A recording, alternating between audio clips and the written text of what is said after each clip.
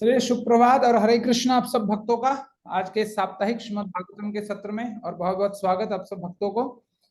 चलिए, सबसे पहले हम लोग जगन्नाथ जी के चरण में प्रार्थना करते हैं। ताक्षोध्याय कल्पतरु विमला प्रीति वर्धना बलभद्र वासुदेवो माधवो मधुसूदना दैत्यारी पुंडरीकाक्षो वनमाला बलप्रियः ब्रह्म विष्णु वृष्णिवंशो मुरारी कृष्ण केशवः। बोलिए जगन्नाथ बलभद्र सुभद्रा माई की जय, सुदर्शन चक्र राज की जय। चलिए मंगलाचरण करते हैं।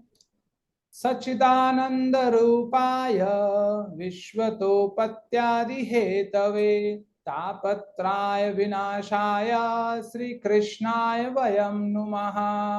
कृष्णं नारायणं वन्दे कृष्णं वन्दे व्रजप्रियं कृष्णं द्वैपायनं वन्दे कृष्णं वन्दे पृथासुतम्। ओम नमो भगवते वासुदेवाय। ओम नमो भगवते वासुदेवाय। ओम नमो भगवते वासुदेवाय। नारायणं नमस्कृत्यं नरं चैव नरोत्तमं देवीं सरस्वतीं व्यासं ततो जयमुदीरयेत्। नमस्तस्मै भागवते वासुदेवाय वेदसे नष्टप्रायेषु भद्रेषु नित्यं भागवत सेव्या भगवत उत्तम श्लोके भक्ति भरवती नैष्टकी मूकं करोति वाचालं पंगुं लंघ्यते गिरिं यत्कृपातमहं वन्दे परमानंद माधवम्। नमो ओम विष्णुपादाय कृष्णपृष्ठाय भूतले। नमो ओम विष्णुपादाय कृष्णपृष्ठाय भूतले। श्रीमते भक्तिवेदांत स्वामी इति नामिने। नमस्ते सारस्वते देवे गौरवाणी प्रचारिणे निर्विशेष शून्यवादी पाश्चात्य देश तारिणे। जय श्री कृष्ण चैतन्य प्रभु नित्यानंद श्री अद्वैत गदाधर श्रीवासादि गौर भक्त वृंद। हरे कृष्णा कृष्ण कृष्ण हरे हरे हरे राम राम राम हरे हरे। कृष्ण कृपा मूर्ति ऐसी भक्ति वेदांत स्वामी श्रील प्रभुपाद की जय। नमो विष्णुपादाय कृष्ण पृष्ठाय भूतले श्रीमती राधा नमस्ते देवी गौरवाणी प्रचारिणे विशेष। तो चलिए, आज जैसा कि आप लोगों को पता है कि आज श्रीमद् भागवतम का पहले स्कंद का दूसरा 10वां अध्याय का दूसरा भाग आज हम लोग लेंगे। और पिछले भाग में हम लोगों ने देखा था, जो पिछले हम लोग 10वें अध्याय का नाम क्या है माता जी प्रभु जी, किसी को याद है?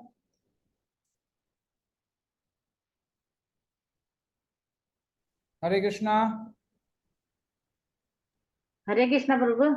यस माता जी, मेरी आवाज आ रही है माता जी? जी प्रभु, द्वारिका के लिए भगवान श्री कृष्ण का प्रस्थान। यस, द्वारिका के लिए भगवान कृष्ण गमन कर रहे हैं, प्रस्थान कर रहे हैं, मतलब हस्तिनापुर से भगवान द्वारिका की ओर जा रहे हैं। तो हम लोगों ने देखा कि कैसे जितने भी भगवान जितने भी लोग हैं, मतलब जितने भी पांडव वंश हैं और मतलब कुरु वंश हैं, जितने भी लोग हैं वो लोग बहुत त्रस्त हैं भगवान के विदा होने के लिए। तो हम लोगों ने देखा कैसे लोग बहुत दुखी हैं, चाहे वो पांडवगण हो, कुंती, उत्तरा, द्रौपदी, जो भी हैं सब लोग बहुत दुखी हैं। तो उसके बाद में अब जो भगवान प्रस्थान कर रहे हैं, फिर आगे आगे क्या घटना होती है उसको आज हम लोग देखेंगे, ठीक है? तो उसके पहले थोड़ी सी श्रीमद् भागवतम के ऊपर चर्चा, श्रीमद् भागवतम की स्तुति। तो जैसे वेदव्यास जी भागवतम में कहते हैं कि जो इंसान श्रीमद् भागवत पढ़ता है, जो भगवान के लीलाओं का गूढ़ रहस्य है, और उसको उस इंसान को दूसरे शास्त्र के पास जाने की जरूरत नहीं। तो वेदव्यास जी लिखते हैं ता ये शृण्वन्ति गायन्ति ह्रा अनुमोदितः चाद्रिता मत परा श्रद्धानश्च भक्तिम विन्दन्ति ते मयि।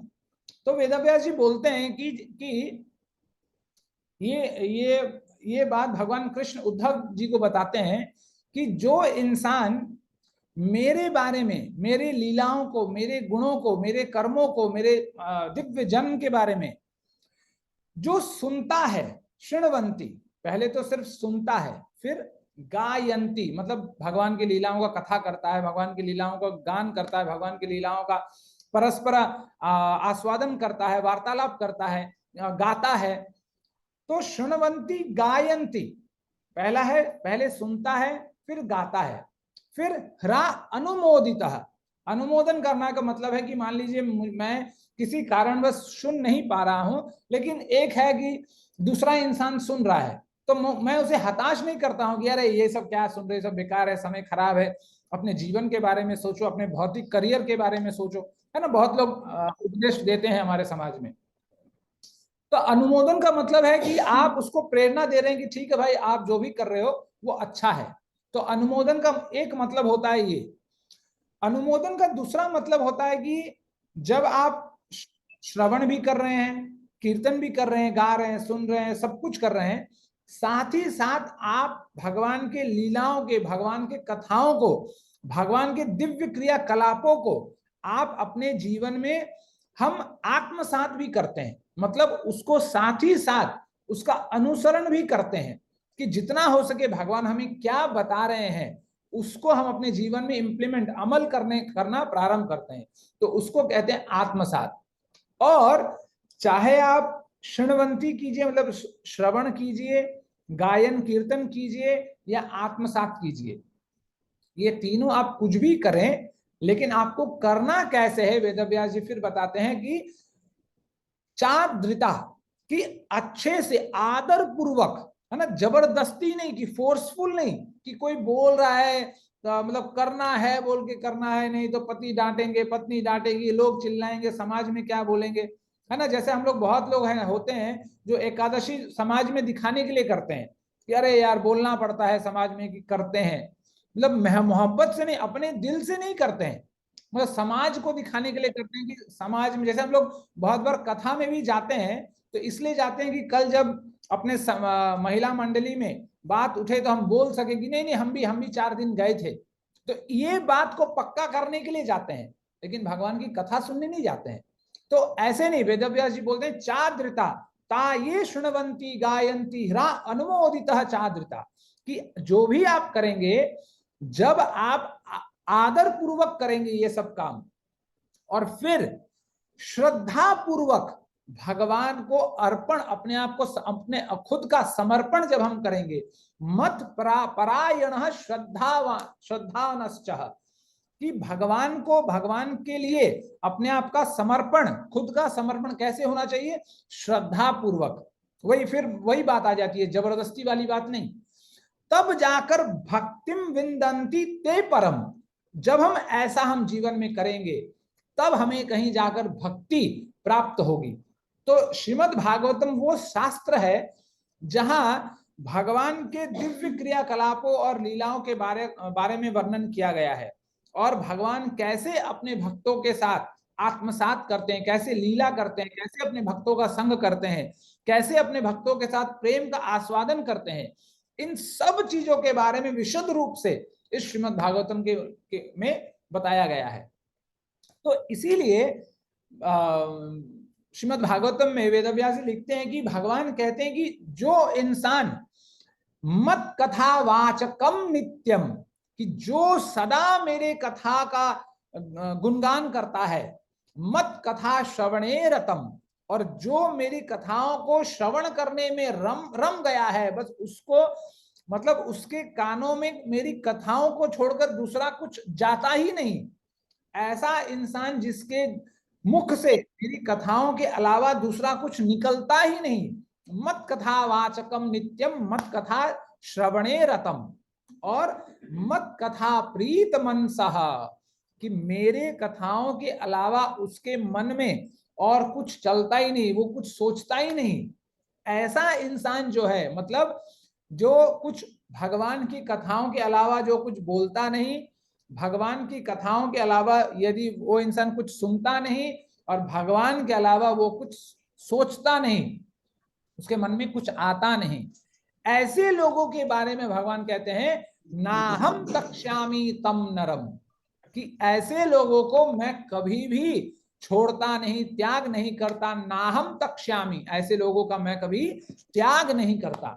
मतलब परमात्मा के रूप में भगवान हमेशा उनके हृदय में ऐसे भाव, इस भाव से प्रकट होते हैं कि उनको पता चलता है कि भगवान मेरे अंदर निवास कर रहे हैं, मैं भगवान के साथ आस्वादन कर पा रहा हूं। तो वो जो एक संबंध है, जो संबंध हमारे जीवन में मतलब चला गया है ही नहीं, पता ही नहीं चलता है भगवान है हमारे जीवन में, वो संबंध उनके जीवन में उनको साक्षात दिखता है, वो एहसास कर सकते हैं, अनुभव कर पाते हैं। तो भगवान यही कहते हैं कि जो भागवतम का नित्य श्रवण करेगा, नित्य पठन पाठन अध्ययन करेगा, स्वाध्याय करेगा, उसके जीवन में साक्षात भगवान उसको हर कण कण में दिख जाएंगे, इसमें कोई संशय नहीं है। और हर क्षण में, हर क्षेत्र में, हर समय में भगवान उसके साथ हमेशा विद्यमान है। तो ये बड़ाई है श्रीमद् भागवतम का, क्योंकि आप कोई भी शास्त्र देखिए, कोई भी पुराण देखिए, उसमें नीति नियमों के ऊपर क्या करना चाहिए दिन में, क्या नहीं करना चाहिए, बहुत बातें बताई गई हैं। लेकिन भगवान की जो गूढ़ रहस्य लीलाएं हैं, उनमें प्रत्यक्ष रूप से नहीं बताया गया है। अंततः जो हो रहा है वो भगवान के लिए ही हो रहा है, भगवान की शक्ति से ही हो रहा है, लेकिन भगवान के बारे में वहां नहीं बताया गया है। और श्रीमद् भागवतम एक ऐसा शास्त्र है जिसमें भगवान के सारे क्रियाकलापों के बारे में पूर्ण रूप से बताया गया है।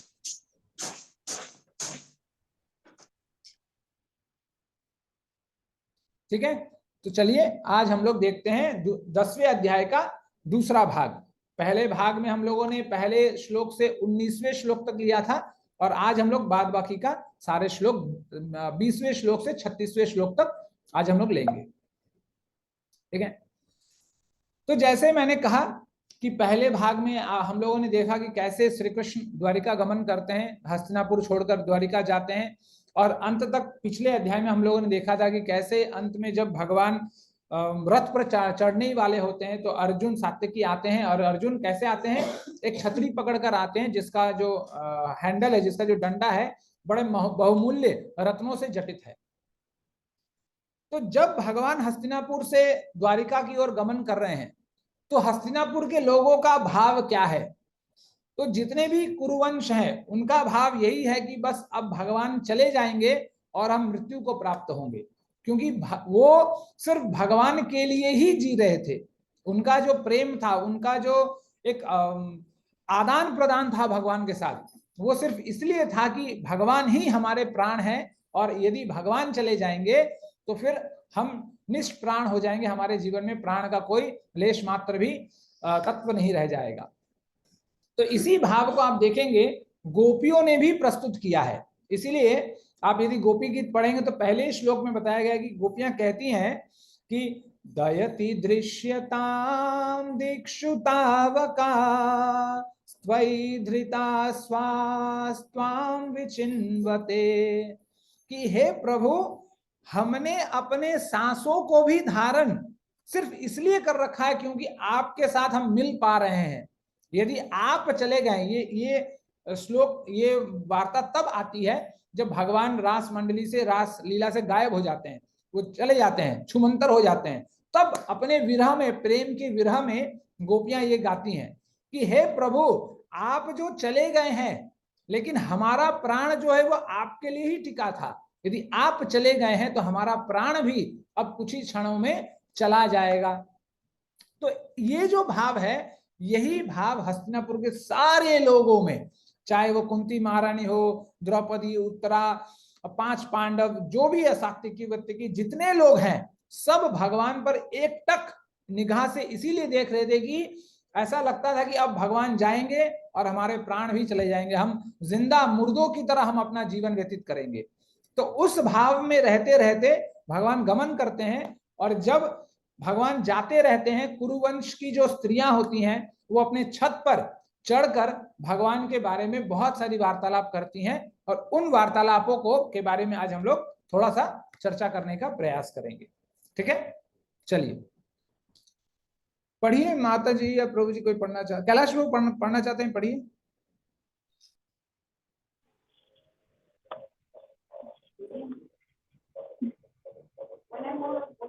हरे कृष्णा। हरे कृष्ण प्रभु। यस अजीत तुम्हें प्रभु पढ़िए। यस अजीत प्रभु पढ़िए। जी प्रभु। हरे कृष्ण प्रभु। अन्यो नियमासीत स्वल्प उत्तम श्लोक चेताम मौर्वेंद्र पुरा अस्वी नाम सर्वश्रुति मनोहरा। चुने हुए छंदों से जिनकी स्तुति की जाती है, ऐसे भगवान के दिव्य गुण के विचार में डूबी हस्तिनापुर के सभी घरों की छतों पर चढ़ी हुई स्त्रियां उनके विषय में बात करने लगी। ये बातें वैदिक शास्त्रों से कहीं अधिक आकर्षक थी।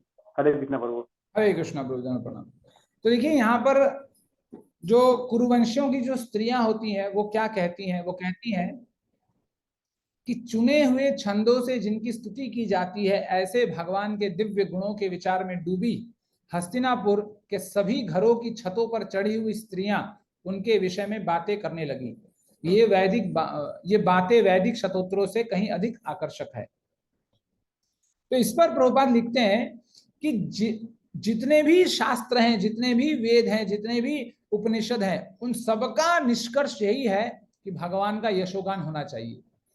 तो भगवान का जो यशोगान है वही वेदों का अंतिम लक्ष्य है, वेदों का अंतिम निष्कर्ष है कि जीवन में हम कितना भी पुरुषार्थ क्यों ना करें, कितना भी परिक्रमा क्यों ना करें, कितने भी तीर्थ यात्रा क्यों ना करें, कितने भी अगरबत्ती घर में क्यों ना जलाएं, क्यों ना हम परमार्थ के रास्ते पर कितना भी बढ़ चढ़कर हिस्सा लें जीवन में, लेकिन जब तक हमारे जीवन में, हमारे जीवन के दिनचर्या में, हमारे मुंह के जबान के टिप पर, जबान के जस्ट अंग भाग पर भगवान के लीलाओं का कथा नहीं रहेगा, तब तक हम भगवान को आत्मसात कभी नहीं कर सकेंगे।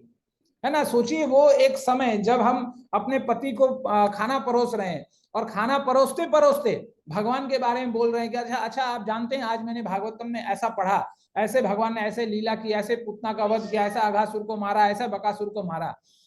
जब हमारा मन, देखिए कार्य तो हम भौतिक कर रहे हैं, अपने जीवन शैली को जी ही रहे हैं, लेकिन जीते जीते भी जब हमारे जीवन में हमारे कर्म इंद्रियों से, अपने ज्ञान इंद्रियों से स्वतः भगवान के लीलाओं का सेवन होते रहे, तो वही सबसे बड़ी बात है जीवन में।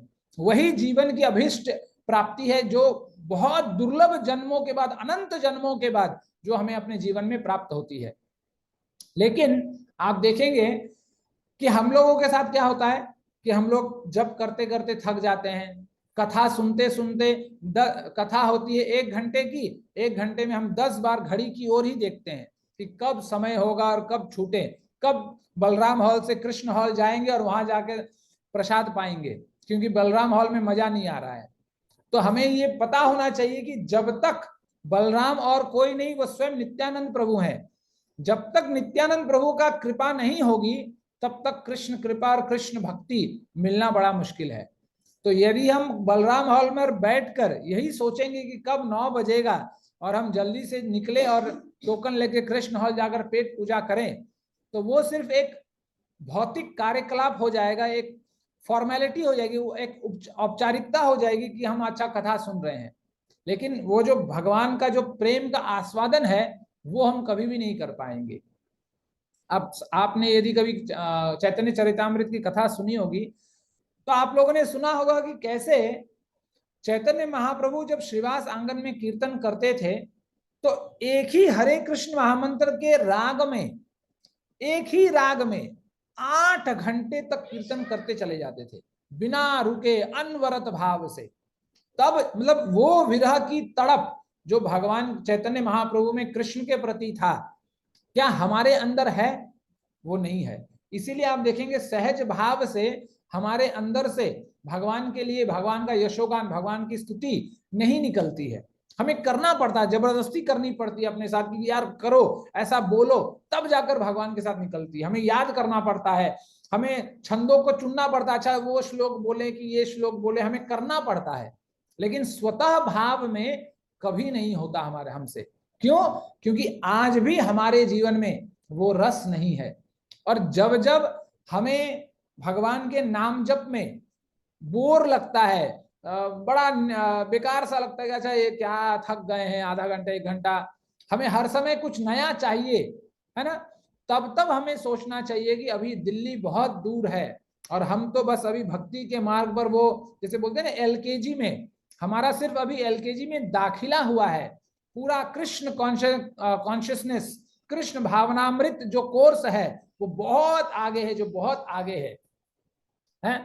इसीलिए आप देखेंगे कि भक्ति जो एक ऐसी विषय वस्तु है जिसमें भाषा की कोई मर्यादा नहीं है कि आप यदि हिंदी में बोले तो ही अच्छा है, इंग्लिश में बोले तो ही अच्छा है, नेपाली, आसामी, गुजराती, बंगाली, इस भाषा में बोलेंगे तो ही अच्छा है। यदि आपको कोई भाषा नहीं भी आती है तो भी कोई दिक्कत नहीं है, क्योंकि यहाँ पर भाषा नहीं, यहाँ पर विषय वस्तु को देखा जाता है कि क्या हमारे हृदय में भगवान के लिए वो भावना, वो प्रेम है कि हम तुच्छ वाक्यों में भी, कुछ ही वाक्यों में, कुछ ही शब्दों में भगवान के लिए जो हमसे निकलता हो वही भगवान को, जैसे भगवान बोलते हैं ना कि जो भी हमें दो, पत्रम पुष्पम फलम तोयम, जो भी दो बस भक्ति से दो। यही कंडीशन है हमारे जीवन में। और उसीलिए आप जब देखेंगे, जब हम भक्ति भाव से भगवान का स्तुति करते हैं, नहीं तो कोई भी कार्य जब हम भक्ति से करते हैं और जब शब्द कम पड़ जाते हैं तो क्या होता है, हमारे जीवन में हमारे आंखों से आंसुओं की लड़ी लग जाती है, हमारे आंखों में आंसू आ जाते हैं। क्यों? क्योंकि फिर हृदय से शब्द आने बंद हो जाते हैं। वो जो जिन शब्दों से हम अपने भाव को प्रकट कर पाए वो शब्द कम पड़ जाते हैं। इसीलिए यहां पर बताया गया कि शब्दावली महत्वपूर्ण नहीं है, जो विषय वस्तु है, जो जिसके बारे में चर्चा की जा रही है, जिसको टारगेट बनाया जा रहा है, वो जरूरी है। आप देखिए, आप लोगों ने भरतोड़ बिहारी का भी कथा सुन रखा है आप लोगों ने, कि कैसे जो ब्राह्मणगण भगवान को प्राप्त करने के लिए ना जाने कितने वर्षों से यज्ञ कर रहे थे, वही ब्राह्मण के पास जब भगवान जाते हैं तो वो तिरस्कृत करके उनको भगा देते हैं। और वही ब्राह्मण की पत्नियां जो पढ़ी लिखी नहीं है, जो गवार हैं, जो सुबह शाम की सिर्फ गोबर ही लीपती हैं अपने घरों को, वही पत्नियों के पास जब भगवान जाते हैं और जब वो भक्ति से भगवान को 2-4 दाना भगवान को खिला देते हैं तो वही भगवत प्राप्ति के लायक हो जाती है। भगवान उनको अपना भगवत भक्ति उनको प्रदान करते हैं। तो इसीलिए हमें किसी भाषा में, किसी तरीके में पंडित होने की जरूरत नहीं है। हमें तो चाहिए कि कैसे हम भगवान के लीलाओं के बारे में, हम भगवान के गुणों के बारे में ये चर्चा कर सके दिन 24 घंटा अनवरत तरीके से। क्यों? क्योंकि जब जब हम भगवान के लीलाओं की कथा करते हैं, गाते हैं, सुनते हैं, तो हमारे जीवन के जितने कलमश है वो दूर हो जाते हैं। और यही बात गजेंद्र कहता है कि यद उत्तम श्लोक गुणानुवर्णनम समस्त संसार परिश्रमापहम, कि समस्त संसार का जो कलमश है वो सिर्फ कैसे गायब हो जाता है, यद उत्तम श्लोक गुणानुवर्णनम, कि जब हम भगवान के लिए उत्तम श्लोकों के माध्यम से भगवान का गुणगान करते हैं तो भगवान जो हमारे जीवन में, हमारे समाज में कलमश है वो अपने आप धीरे धीरे धीरे धीरे कट जाती हैं। तो वही कार्य यहाँ पर कुरुवंशियों की स्त्रियां कर रही हैं, कि स्त्रियां सिर्फ भगवान की स्तुति करने में लगी पड़ी हैं कि कैसे भगवान है। और आगे चलकर हम लोग देखेंगे वो एक टॉपिक पर बहुत अच्छे तरीके से भगवान की स्तुति करते हैं। ठीक है, चलिए पढ़िए दीपा प्रिया माता जी। हरे कृष्ण प्रभु। हरे कृष्ण माता जी, पढ़िए माता जी। किलायं पुरुष पुरातन अस्ताप विशेष आत्मनि अग्रगण अग्रगपग अग्रगपनेश्भ जगदात्मनीश्वरे निमीलितात्रेषि सुप्तोषु।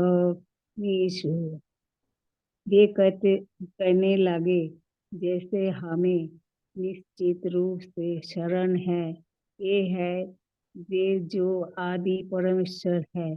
प्रकृति के गुणों की व्यक्त सृष्टि के पूर्व वे ही अकेले विद्यमान थे, क्योंकि ये परमेश्वर है, अतएव सारे जीव उन्हीं में लीन होते है। मानो रात्रि में सोए हुए हो और उनकी शक्ति रुक गई हो। हरे कृष्ण प्रभु। हरे कृष्ण। अपना प्रणाम, धन्यवाद। तो देखिए, अब एक एक गुणों के बारे में कुरुवंश की जो स्त्रियां हैं वो भगवान का वर्णन करेंगी। तो कुरुवंश की स्त्रियां क्या कहती हैं कि वे कहने लगी कि जैसा हमें निश्चित रूप से स्मरण है, ये ही वे जो आदि परमेश्वर हैं। कि मतलब जब कुरुवंश की स्त्रियां ये कहती हैं कि हमें स्मरण है, इसका मतलब है कि उन्होंने अपने गुरुजनों से, अपने परिवारजनों से भगवान की कथा सुन रखी है उन्होंने, इसीलिए वो ये कहते हैं कि उन्हें स्मरण है। क्या स्मरण है? ये ही वे जो आदि परमेश्वर हैं। तो जो कुरुवंश की स्त्रियां थी, उन्हें भगवान के दिव्य कर्मजन के बारे में ज्ञात था। उन्हें पता था कि कृष्ण ही भगवान है, जो आदि भगवान, जो आदि में भी, सृष्टि के आदि में भी रहते हैं और अंत में भी रहते हैं। फिर वो क्या कहते हैं? प्रकृति के गुणों की व्यक्त सृष्टि के पूर्व वे ही अकेले विद्यमान थे, चूंकि वे परमेश्वर हैं, अतएव सारे जीव उन्हीं में लीन होते हैं। मानो रात्रि में सोए हुए हो और उनकी शक्ति रुक गई हो। तो भगवान कहते हैं, भगवान कुरुवंश की स्त्रियां कहती हैं कि ये वही भगवान है जो सृष्टि के आरंभ में रहते हैं और सब कुछ इन्हीं पर आश्रित है, और अंत में जब प्रलय होता है तो सब कुछ भगवान में ही लीन हो जाते हैं। और भगवान के, और फिर प्रभुपाद इसको और विस्तार पूर्वक भावार्थ में लिखते हैं कि जो तीनों गुण हैं प्रकृति के, वो भी भगवान की इशारे में ही प्रकृति में कार्यरत हमेशा हुआ करती हैं। फिर प्रभुपाद थोड़ा और अच्छे से बताते हैं कैसे सृजन होता है। कि जब भगवान संकल्प करते हैं कि एक हो हम बहुश्यामः, कि मैं एक हूं, बहुत हो जाएं, तो फिर महाविष्णु, कारणान विष्णु का प्राकट्य होता है, उनके शरीर से अनेक करोड़ों ब्रह्मांडों का सृजन होता है। फिर हर ब्रह्मांड में गर्भोदकशाही विष्णु का प्रवेश होता है, और फिर गर्भोदकशाही विष्णु के नाभि कमल से ब्रह्मा जी का प्राकट्य होता है। फिर ब्रह्मा जी क्या करते हैं? सृष्टि करते हैं उस ब्रह्मांड में। फिर हर कण कण में, हर कण चलायमान हो, कार्यरत हो, उस कण में भगवान स्वयं क्षीरोदकशाही विष्णु के रूप में प्रवेश करते हैं, तब जाकर वो कण जो है कार्यरत होता है। तो इस तरह भगवान पूरी सृष्टि करते हैं। और जब सृष्टि होती है तो सृष्टि कैसे होती है? भगवान के दो अंश से, एक है नित्य मुक्त अंश, एक है नित्य बद्ध अंश। नित्य मुक्त अंश वो है जो भगवान के धाम में हमेशा निवास करके भगवान के परिकर के रूप में भगवान का साथ देती हैं भगवान की लीलाओं में। और नित्य बद्ध जो है वो आत्माएं हैं जिनको ये लगा कि मैं भी कभी भोग कर सकूं, और वो फिर उन्हें भगवान इस धरा भूमि पर भेजते हैं कि चलो आज नहीं तो कल गुरु कृपा से, भगवत कृपा से आज नहीं तो कल ये मेरे पास आ सके। तो ये जो नित्य बद्ध आत्माएं होती हैं, ये हमेशा सदैव माया के अधीन होते हैं, माया के वश में होते हैं, और समय समय से इनके जीवन में भगवान ने जो बहुत सारे शास्त्र उपनिषद जो भगवान प्रकट करते हैं, वो इस धरा भूमि पर वो इसीलिए देते हैं ताकि वो भगवान को पढ़कर, जो जीव हैं वो जीव उन शास्त्रों को पढ़कर, उनका अध्ययन कर कर गुरु का अनुसरण करते हुए भगवत धाम वापस जा सके। लेकिन मनुष्य क्या करता है?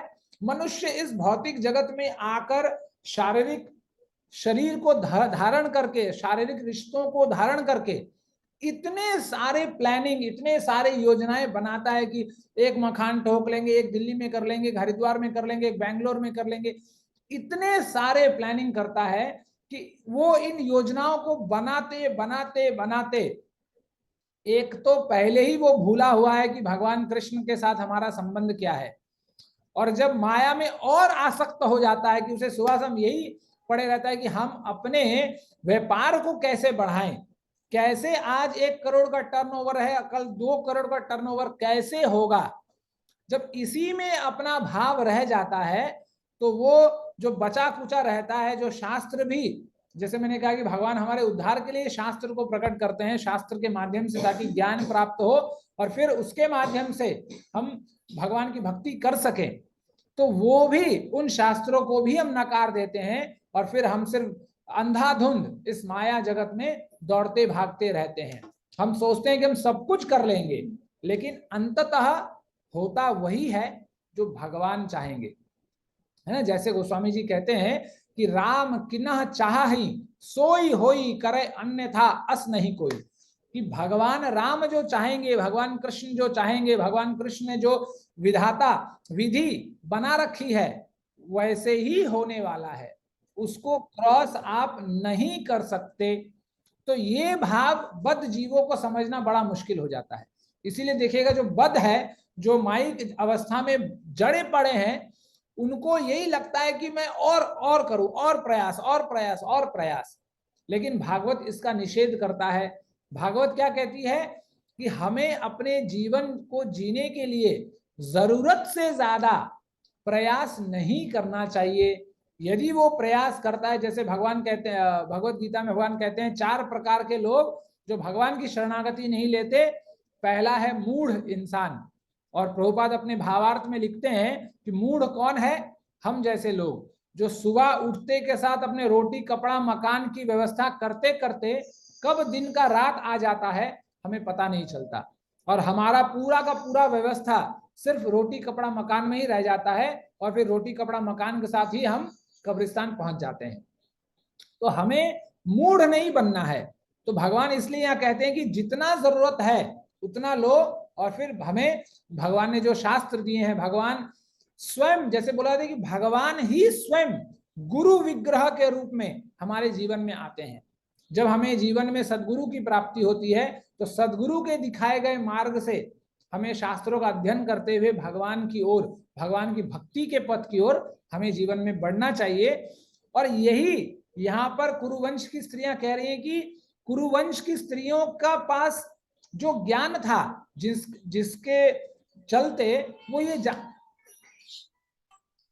चलते वो जानते थे कि भगवान ही आदि पुरुष है। क्योंकि ये जो निष्कर्ष भी है ये अपने आप में बड़ा दुर्लभ है, क्योंकि भगवान कृष्ण आज खास करके आज के समय में जब लोगों को भगवान कृष्ण और राम एक काल्पनिक पात्र ही लगते हैं, तो ऐसे समय में ये समझ पाना कि भगवान ही आदि और अंत है, ये भी अपने आप में बहुत बड़ी उपलब्धि है। तो ये उपलब्धि उस समय कुरुवंशियों के स्त्रियों के पास थी, इसलिए वो ये अपने सहज भाव में ये कह सक रहे हैं कि यही कृष्ण वो परमेश्वर हैं, अतएव सारे जीव उन्हीं में लीन हो जाते हैं। तो मतलब भगवान ही सब चीजों में कार्यरत हैं और उनके ही माध्यम से सब चीज अपने पथ पर ठीक तरह से चलते हैं। ठीक है, फिर भगवान कुछ कहते हैं, पढ़िए इप्सिता माता जी, पढ़िए। कृष्ण ब्रह्म पढ़ दूं? यस माता जी, पढ़िए। सः अयं यतः पदम् अत्र सूर्य जित इन्द्रियः निर्जितः मातरिसनः प्रसयन्ति भक्तिः उत्कलितः अमलः आत्मनः नो एषः सत्यं परिमाष्टम् अहर्तिः। कृष्ण कृपाणति श्री श्रीमती स्वरूप। ये वे ही पूर्ण पुरुषोत्तम भगवान है जिन्हीं के दिव्य रूप का अनुभव बड़े बड़े भक्त द्वारा किया जाता है, जिन्हें निष्ठुर भक्ति द्वारा तथा जीवन एवं इंद्रिया पर पूर्ण स्वयं द्वारा भौतिक चेतना से पूर्ण रूप से विशुद्ध हो चुकी है तथा अस्तित्व को विमल बनाने का वही एकमात्र मार्ग है। हरे कृष्ण प्रभु जी। हरे दंड कृष्ण, प्रणाम प्रभु जी। प्रणाम। तो देखिए यहाँ पर बताया गया है कि अब कुरुवंश की स्त्रियां क्या कहती हैं कि यही वो पूर्ण पुरुषोत्तम भगवान है जिनके दिव्य रूप का अनेक अनुभव बड़े बड़े भक्तों द्वारा किया जाता है, जिन्होंने सुदृढ़ भक्ति द्वारा तथा जीवन एवं इंद्रियों पर पूर्ण संयम द्वारा भौतिक चेतना से पूर्ण रूप से विशुद्ध हो चुके हैं। तो यहाँ पर क्या कहा जा रहा है कि जिनके दिव्य रूप का अनुभव बड़े बड़े भक्तों द्वारा किया जाता है, और भक्तों की यहाँ विशेषता बताई जा रही है। भक्त कैसे होते हैं? सुदृढ़ भक्ति द्वारा, मतलब कैजुअल नहीं, औपचारिक भक्ति नहीं, सुदृढ़, कि मैं यदि 10 लोगों के बीच रहूं या अकेले रहूं, मुझे जैसा नाम जप करना है उसी प्रकार मुझे करना है, मुझे दिखावे के लिए नहीं। मुझे यदि अपने घर में जो हमने मंदिर बनाया है उसके बर्तनों को जितनी अच्छी से, जितनी उत्सुकता से हम धोते हैं, उतनी ही उत्सुकता से हम मंदिर में भी बर्तन धोते हैं। लेकिन होता है कि जितनी उत्सुकता हमें मंदिर में जाकर बर्तनों को धोने में होती है, उतनी उत्सुकता हमारे घर में भगवान के मंदिर के बर्तनों को धोने में नहीं होती। क्यों? क्योंकि वहां लोग देख रहे होते हैं और अपने घर में हमें देखने वाला कोई नहीं है। तो यदि ऐसी भक्ति होगी, ऐसी सेवा होगी, तो हमारी भक्ति कभी सुदृढ़ नहीं होगी। उसके बाद क्या कहती हैं? जीवन एवं इंद्रियों पर पूर्ण संयम द्वारा, मतलब इंद्रियों का निग्रह। इंद्रियों का निग्रह का मतलब क्या है? ये नहीं कि आंखें, आंख, कान, नाक, मुंह सब बंद कर लो, लेकिन जब खोलो, जैसे हम लोगों ने पहले सुना अभी कि आंख खोले तो भगवान का दर्शन, मुख खोले तो भगवान की स्तुति, भगवान का गुणगान, मुख खोले तो भगवान का प्रसाद, कान खोले तो भगवान के लील्य दिव्य लीलाओं का आस्वादन। तो जब हम अपने कर्म इंद्रियों से, ज्ञान इंद्रियों से भगवान की सेवा करने लगेंगे, तब जाकर हमारी भक्ति सुदृढ़ होगी और विचलित नहीं होगी, वो कि मतलब चलित नहीं होगी कि आज है कल नहीं है, कल कर रहे हैं आज नहीं कर रहे हैं, उस तरह नहीं। सुदृढ़ भक्ति जहां भी है, जब भी है, जैसे भी है, माला जप कर रहे हैं। लेकिन हम लोग इतने भाग्यशाली हैं कि हम जब घर से निकलते हैं तो हम माला लेकर निकलने में हमें शर्म लगता है, तिलक लगाने में शर्म लगता है ना, भक्ति करने में शर्म लगती है, कंठी पहनने में शर्म लगता है। हमारी भक्ति इतनी दृढ़ है कि इतना कुछ कर रहे हैं फिर भी भगवान आते नहीं। इतना कंठी पहन रहे हैं लेकिन पहनने में शर्म लगता है, तिलक लगाने में शर्म लगता है। तो हमारी भक्ति ऐसी है। लेकिन ये उन भक्तों के बारे में कहा जा रहा है जो भक्ति दृढ़ पूर्वक करते थे। इसलिए आप देखेंगे मुसलमान संप्रदाय में एक स्त्री कहीं भी हो, वो हमेशा बुर्खा लगाए रखती है, चाहे कोई है नहीं है उसे कोई मतलब नहीं, मतलब वो अपने संप्रदाय में समर्पित है। लेकिन हमें तो अपना संप्रदाय मिथोलॉजी ही लगता है, हमें हमारे संप्रदाय के जितने पात्र हैं सब काल्पनिक ही लगते हैं। ओ ठीक है, सब है, हमें तो अपने संप्रदाय के बारे में पता ही नहीं है। हम इतने भाग्यशाली हिंदू हैं। इसलिए गौरांग प्रभु कहते हैं कि हिंदू कौन है? हिंदू वो है जिसके जीवन में कोई बिंदु नहीं है, वो बस हिंदू व्हाट्सएप और फेसबुक में ही है, और उसके बाद व्हाट्सएप और फेसबुक से जैसे ही बाहर निकलता है वो सेक्युलर बन जाता है। वो हिंदू भी है, मुसलमान भी है, सिख भी है, ईसाई भी है, सब कुछ है वो, लेकिन हिंदू को छोड़कर वो सब कुछ है। इसलिए हमें सेक्युलर नहीं बनना है, हमें हिंदू बनना है, हमें सनातनी बनना है, हमें भगवान के सनातन धर्म को धारण करना है। और वो तब हम कर सकेंगे जब हम भगवान के दिए गए उपदेशों को अपने जीवन में पालन कर सकेंगे। लेकिन हमें सुबह नींद ही नहीं खुलती हमें, तो भगवान के संदेश को कैसे वाहन कर सकते हैं? तो इसीलिए यहां पर कहा गया कि जब तक हम अपने जीवन में इंद्रियों का निग्रह नहीं करेंगे और भगवान की भक्ति दृढ़ता पूर्वक नहीं करेंगे, तब तक भगवान के साथ आस्वादन होना मुश्किल है। इसलिए आप देखेंगे हमारे शास्त्रों में बहुत सारे ऐसे उदाहरण हैं जहां पर लोगों ने बहुत तपस्या किया लेकिन उनके अंदर भक्ति नहीं थी। आप देखेंगे विश्वामित्र जी का बहुत बार उदाहरण लिया जाता है। ऐसा तपस्या उन्होंने किया कि 10 के 10 इंद्रियां उन्होंने, मतलब जितेंद्रिय बन गए वो, 10 के 10 इंद्रियां उन्होंने अपने काबू में कर लिया। लेकिन जैसे ही उर्वशी आई फिसल गए। तो यदि जब तक हमारा हाल ऐसे होगा तब तक करना बड़ा मुश्किल है। और ये योगियों की बात है। और वही जहां आप सरल भक्तों की बात देखें तो हमारे सनातन धर्म में तो इतने भक्त हुए, इतने भक्त हुए, चाहे मीराबाई से लेकर तुकाराम से लेकर एकनाथ से लेकर या विठल बाबा विठल नाथ के से लेकर किसी का भी नाम ले लीजिए, वो अपने आप में उन्होंने एक मतलब उदाहरण देकर बताया, एक एग्जाम्पल सेट किया है कि भक्ति ऐसे की जाती है। तो उन्हीं के बारे में जब एकनाथ की एक शिष्या थी जन्नाबाई बोलकर, हो सकता है आप लोगों ने ये कथा सुनी है कि भक्ति की पराकाष्ठा क्या होती है। चाहे आप एक गंवार ही क्यों ना हो, आपको संस्कृत का 100 भी नहीं आता हो, फिर भी कोई दिक्कत नहीं है। भगवान संस्कृत के मोहताज नहीं है, लेकिन हम भगवान के गुणगान अच्छे से कर सकें, भगवान जो स्तुतियां भगवान के अवतार ने वेदव्यास जी के रूप में लिखा है उन स्तुतियों को हम गा सकें, इसलिए हम संस्कृत के श्लोकों से भगवान का गुणगान करते हैं। लेकिन जब भक्ति प्रगाढ़ हो जाती है तब हर चीज जीवन में छूट जाती है। उसी तरह एक शिष्या थी जिनका नाम था जन्नाबाई, जन्नाबाई जिसको बोलते हैं, और वो एकनाथ जी की शिष्या थी। तो उनको उनका नाम इतना बढ़ गया था, इतना छा गया था कि सब लोग बोलते थे कि अरे ये भक्ति बहुत अच्छा है, ये भक्ति इतनी अच्छी है। वो भक्त इतनी अच्छी थी कि पुंडरीक नाथ भी उनके साथ आकर जब वो आटा गेहूं चक्की पीसती थी तो भगवान उनका चक्की पकड़कर पीसते थे, आटा पीसते थे। वो इतनी अच्छी भक्त थी कि पुंडरीक नाथ भी आकर वो जब जल ढोती थी, भगवान भी उसके साथ साथ उनके साथ साथ जल ढोते थे। जब ऐसा विख्यात चरित्र उनका पूरे क्षेत्र में बढ़ा और पूरा छा गया उनका चरित्र, तब एक दिन कबीरदास जी को यह बात पता चला।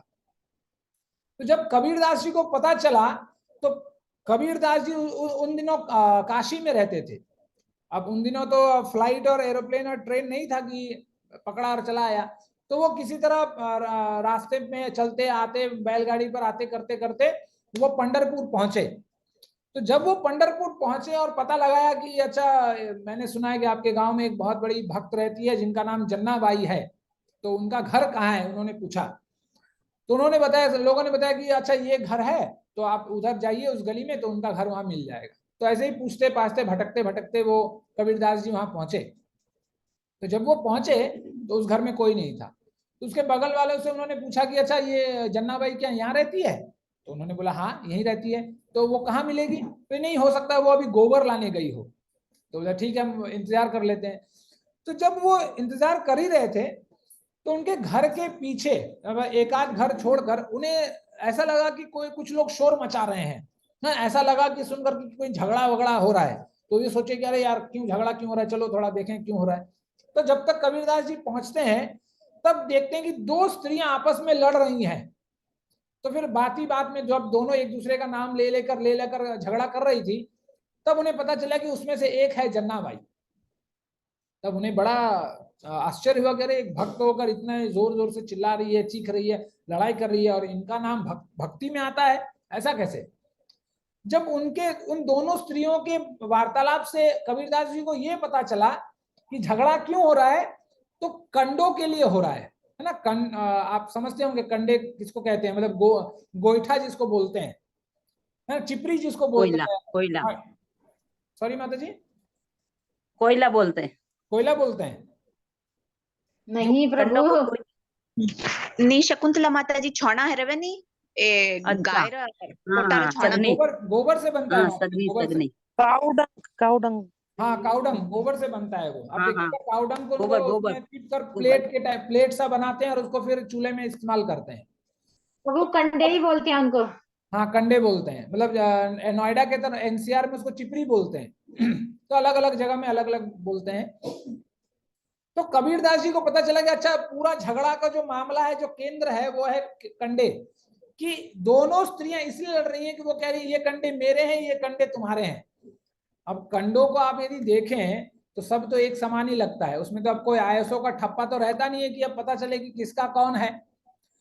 तो बहुत देर तक ये जद्दोजहद चलता रहा। फिर कबीरदास जी ने पूछा कि अच्छा ये बताओ कि तुम्हारे कंडे तुम्हारे हैं ये कैसे पता चलेगा? तो जन्नाबाई ने कहा कि अरे क्यों नहीं पता चलेगा, मेरे कंडों को निकाल कर सुनिए, उसको अपने कान के पास रखिए, विठलनाथ विठलनाथ, उसमें से शब्द निकलेंगे, ध्वनि निकलेगी।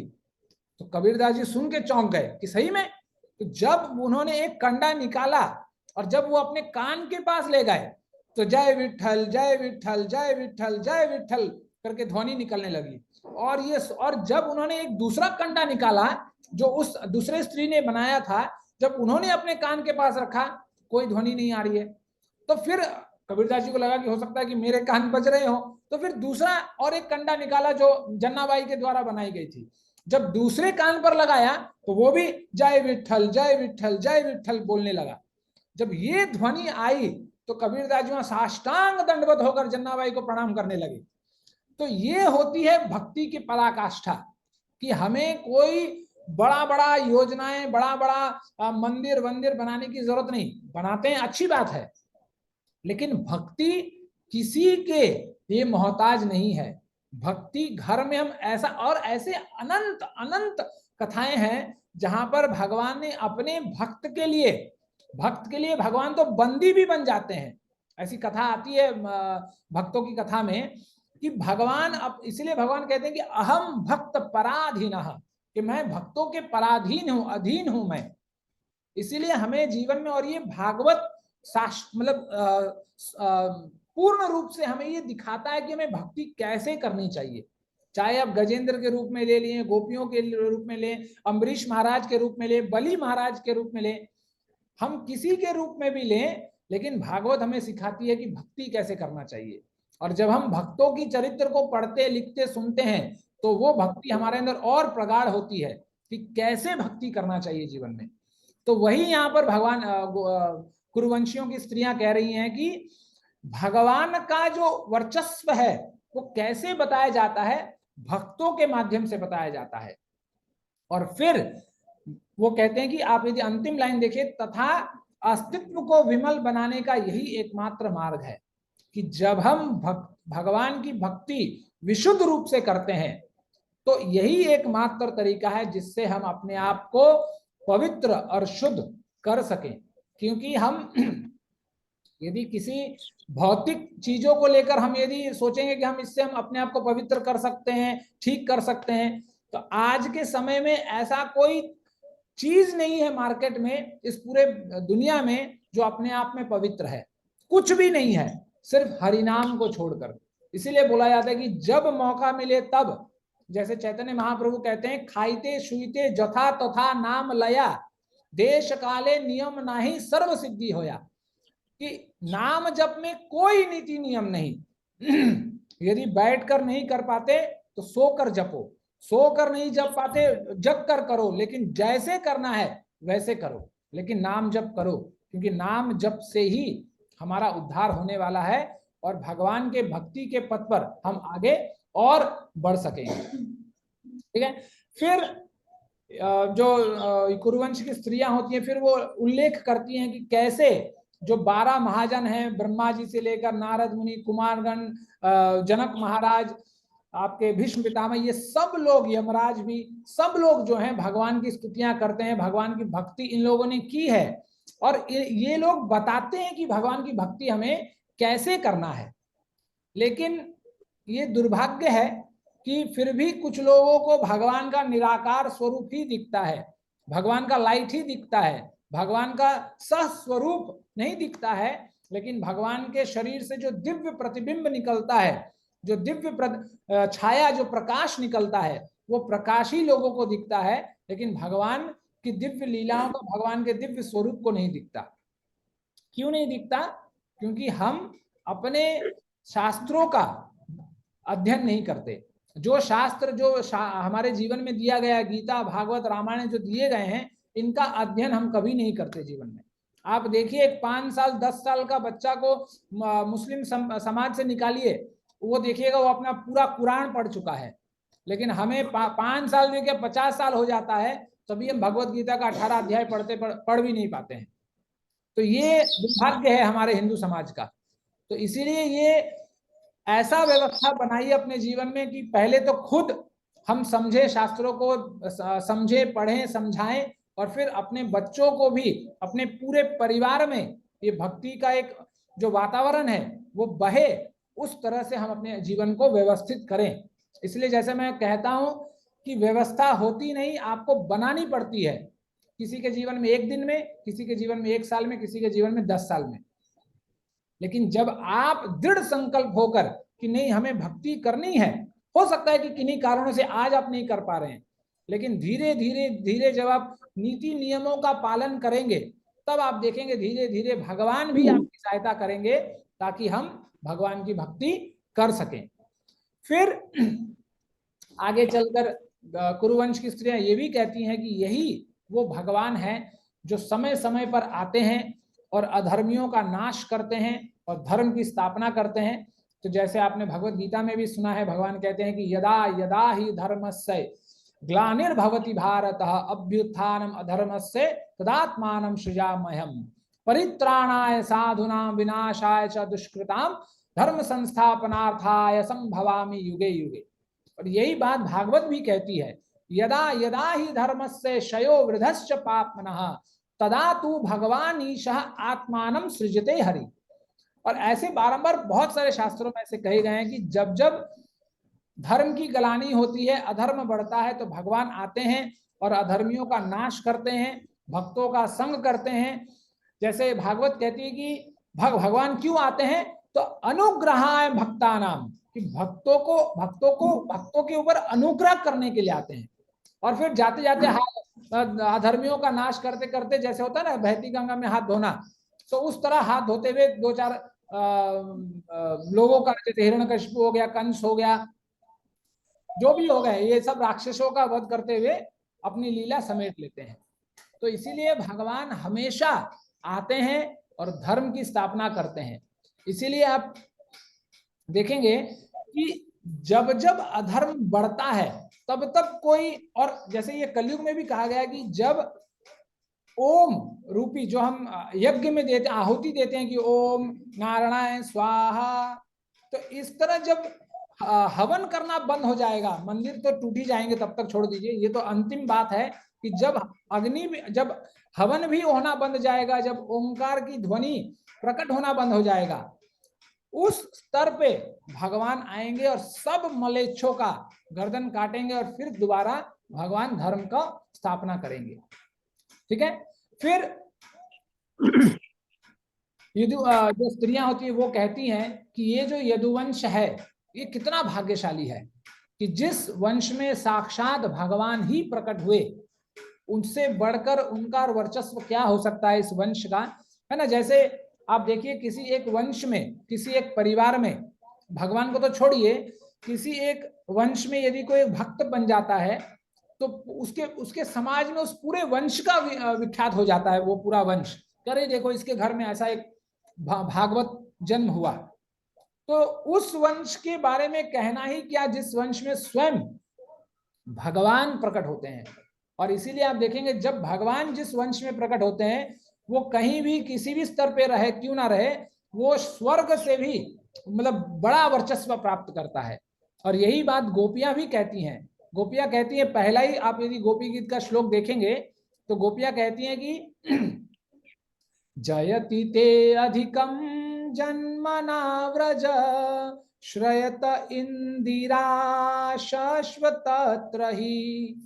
तो गोपियां कहती हैं कि ये जो व्रज भूमि है, ये व्रज भूमि स्वर्ग से भी बढ़कर है। क्यों है? क्योंकि ये जो व्रज भूमि है, ये व्रज भूमि में आप प्रकट हुए हैं, और आपके प्रकट होने से इसका वर्चस्व उस स्वर्ग से भी बढ़ जाता है।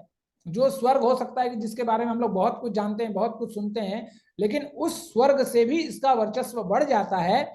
और इसीलिए स्वयं इंदिरा, है ना, इंदिरा का मतलब है लक्ष्मी, जहां स्वयं इंदिरा उस व्रज भूमि में आकर निवास करने लगती है, शाश्वतत्र ही, वहां पर आकर निवास करती है। तो इतना वर्चस्व बढ़ जाता है कि स्वयं लक्ष्मी जी भी वैकुंठ छोड़कर व्रज भूमि में आकर निवास करने लगती हैं। और ये इसीलिए आप यदि वृंदावन जाएंगे तो वृंदावन के पास ही एक वन है, बहुला वन, बेल वन, बेलवन है जहां स्वयं आज भी लक्ष्मी मां निवास करती है। तो इसीलिए ये व्रजभूमि, उतनी व्रजभूमि में जहां भगवान प्रकट होते हैं, तो जरा सोचिए उस यदुवंश के बारे में, जहां जिस वंश को, उस चंद्रवंश को भगवान चुनते हैं कि हम उस वंश में, उस माता पिता के गर्भ में, उस परिवार में, उस वंश में हम जन्म लेंगे, हम प्रकट होंगे। तो वो वंश कितना सौभाग्यशाली है, ये कुरुवंश की स्त्रियां बताती हैं। इसीलिए बताया गया कि जब हम भगवान की लीलाओं के बारे को सुनते हैं और सही मायने में उसको आत्मसात करते हैं, उसको अनुभव करते हैं, तो हमारा उद्धार हो जाता है। तो जरा सोचिए उन लोगों के बारे में, यदि हम 5 पांडवों की बात करें, तो वो भगवान के साथ दिन रात सुबह शाम उठे बैठे, नाचे गाए, लीलाएं करा उन्होंने, जो भी अपने जीवन में करा वो हर क्षण भगवान को ही देखते थे। इसलिए कुंती महारानी अपनी स्तुति में कहते हैं कि मैं ऐसी प्रार्थना करता हूं कि बारंबार हमारे जीवन में दुख आए, कि जब जब दुख हमें आता है तब तब हम आपको स्मरण कर पाएंगे, और जब जब हम आपको स्मरण कर पाएंगे तब आप हमें दर्शन देते हैं, और आपके दर्शन का लाभ क्या है? जीवन, इस शरीर से मुक्ति की प्राप्ति। तो इसीलिए जब हम इतने भाग्यशाली हैं, देखिए इसीलिए हम भारत भूमि में हमने जन्म लिया है, ये अपने आप में भाग्यशाली है। क्योंकि यदि आप अमेरिका में जन्म लेते तो आप भक्ति कभी नहीं कर पाते। आप इतने सारे देश हैं, चाहे पोलैंड ले लीजिए, अंटार्कटिका ले लीजिए, अंटार्कटिका में देखिएगा मतलब ऐसा हाल है कि 365 दिन 0 डिग्री, 0 क्या -डिग्री रहती है वहां पर, सूर्य कभी उगता नहीं वहां पर। लेकिन ऐसे बहुत सारे देश हैं जहां पर कभी सूर्य अस्त नहीं होता, जहां कभी बर्फ गलता नहीं। लेकिन भारत एक ऐसा देश आप देखेंगे जहां पर पूर्ण रूप से प्रकृति भी आपको सहायता करती है, समाज भी आपको सहायता करता है, कि हर कोई ना कोई गली के नुक्कड़ पे आपको एक ना एक मंदिर मिल जाएगा। इन चीजों से हमारी भक्ति धीरे धीरे बढ़ती है, हम कुछ कर पाते हैं परमार्थ के महारास्ते पर। लेकिन विदेश में यदि आप कहीं जन्म लेते तो बस वही मलेच्छ होकर गाय का मांस और कुत्ते और सुअर का मांस ही हम खा पाते, उससे ज्यादा कुछ नहीं हो पाता। इसलिए हम भारत में जन्म लिए हैं, ये अपने आप में हमारे लिए भाग्यशाली वाली बात है। इसलिए हमें अपने आप को भाग्यवान मानना चाहिए कि हम ऐसे भारत में जन्म लिए जहां पर एक संत समाज है, जिस संत समाज से हम मिल सकते हैं, बातें कर सकते हैं, उनसे हम भगवान की लीलाओं का श्रवण गायन कर सकते हैं, और एक आस्वादन, उनके साथ एक संबंध हम बना सकते हैं, ताकि उनके माध्यम से हम भक्ति भी प्राप्त कर सके और फिर भगवान को भी प्राप्त कर सके। ठीक है, फिर देखिए यहां पर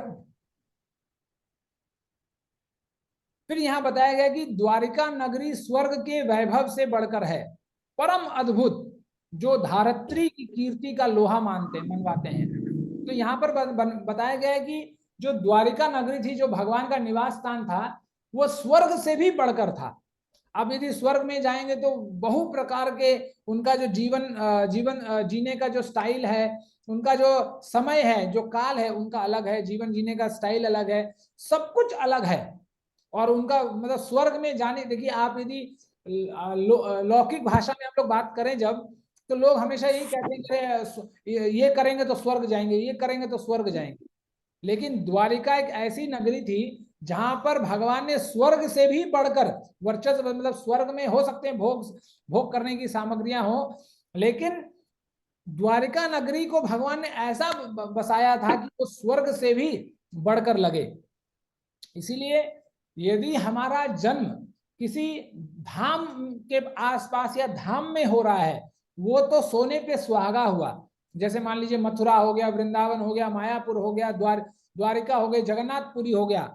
यदि कोई भी धाम में हम यदि जन्म लेते हैं तो ये हमारे लिए बहुत भाग्यशाली की बात है कि हम बचपन से भगवान के भक्तों का दर्शन करके फिर आगे चढ़कर यदि हमने धाम में जन्म लिया है तो वो सुकृति हमारे जीवन में मतलब इनबिल्ट है।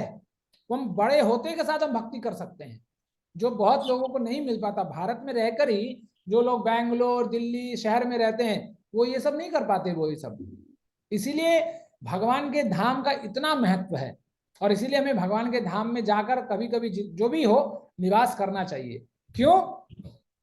क्योंकि भगवान का धाम कभी भी नश्वर नहीं है, जबकि स्वर्ग, जैसे हम लोग पढ़ते हैं, जब आप पुण्य बहुत कर लेते हैं तो आपको स्वर्ग की प्राप्ति होती है।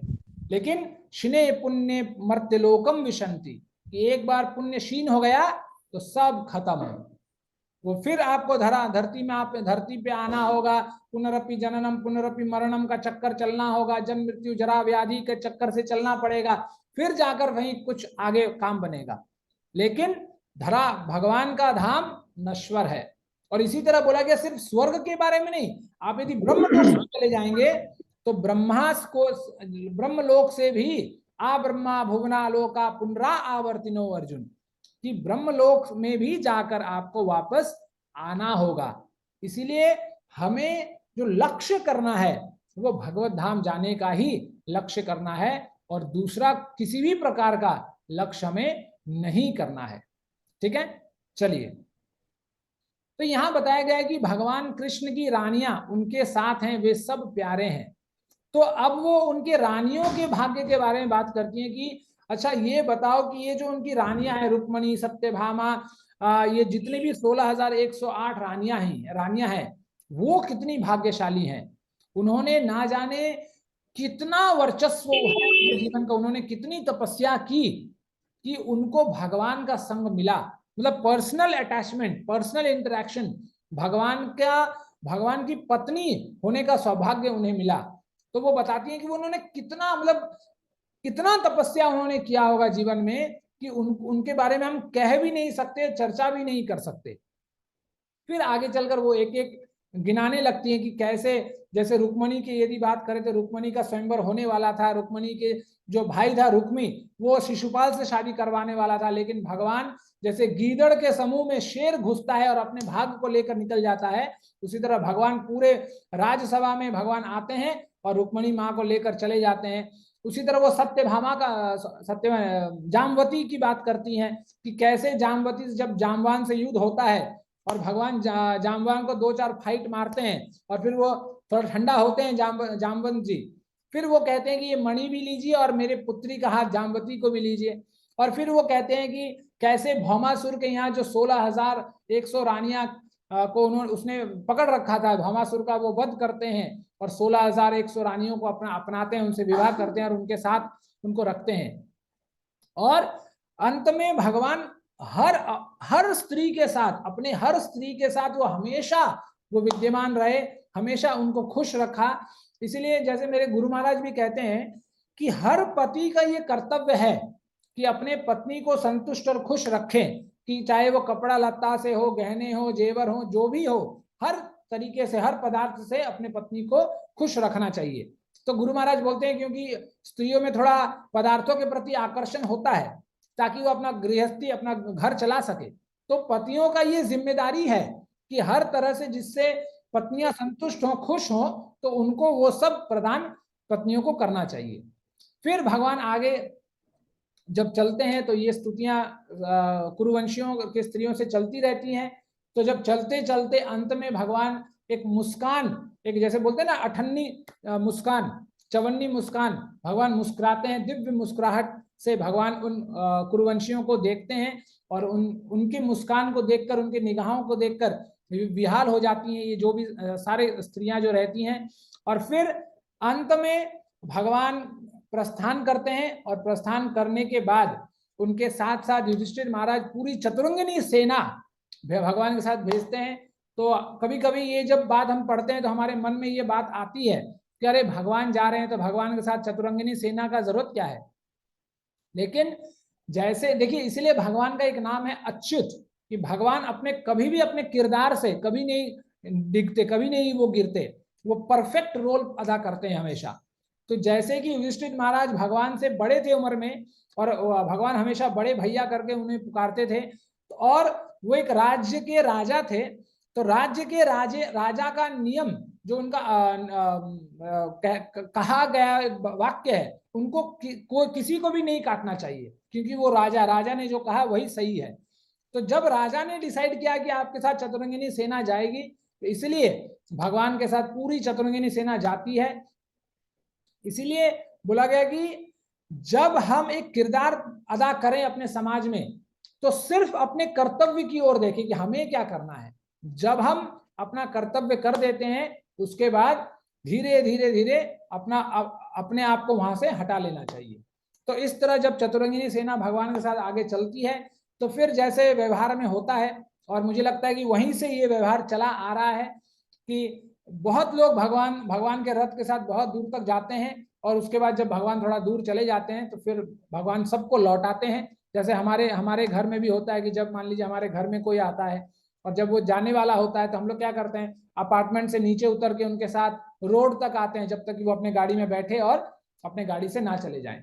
तो ये जो बात है, ये जो क्रिया है, उस समय भी था कि जितने भी पांडव लोग थे उनके वो भगवान के रथ के पीछे पीछे पीछे चले जा रहे थे, लेकिन जब थोड़े दूर वो चलते हैं तो फिर भगवान उनको वापस बोलते हैं कि ठीक है अब आप जाइए, अब मैं आगे बढ़ता हूं।